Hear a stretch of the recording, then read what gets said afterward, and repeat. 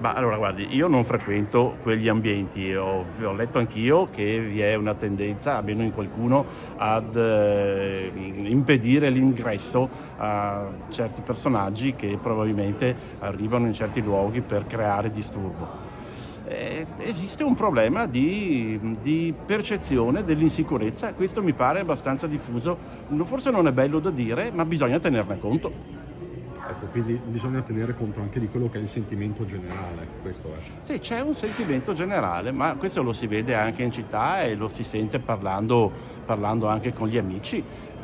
Ci sono orari del giorno o della sera e ci sono spazi della città in cui si cerca di passare rapidamente e comunque ci si guarda in giro.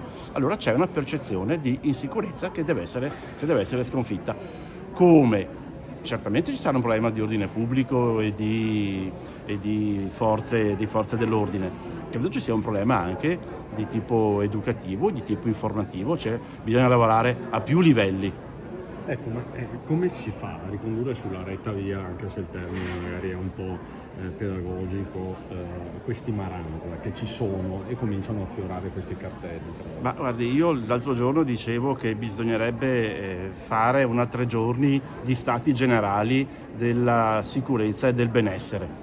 Sicurezza e benessere vanno insieme e quindi bisogna mettere insieme tutte le forze che possono agire sul piano educativo, dalle forze dell'ordine alla scuola, alla famiglia, le associazioni di stranieri, insomma sono tante le entità che possono partecipare, però deve essere un lavoro coordinato, non si può affidare tutto all'ordine pubblico perché non è sufficiente e non si può affidare tutto alle solidarietà perché non è sufficiente, serve un lavoro coordinato di tante energie che in città ci sono. Quindi 3 giorni dove mettere tutti quanti davvero insieme e affrontare il tema sia dal punto di vista dell'ordine pubblico che dal punto di vista educativo e tutto il resto. No, ma non solo, certamente questo, però deve essere un lavoro a lunga scadenza, che deve continuare anche se cambia l'amministrazione, cioè ci sono questioni che non sono più di destra o di sinistra, sono un problema di buona vita in città. Allora, se un domani cambia l'amministrazione, non è più di un sindaco della Lega, ma un sindaco centro-sinistra, a me interessa che continui una politica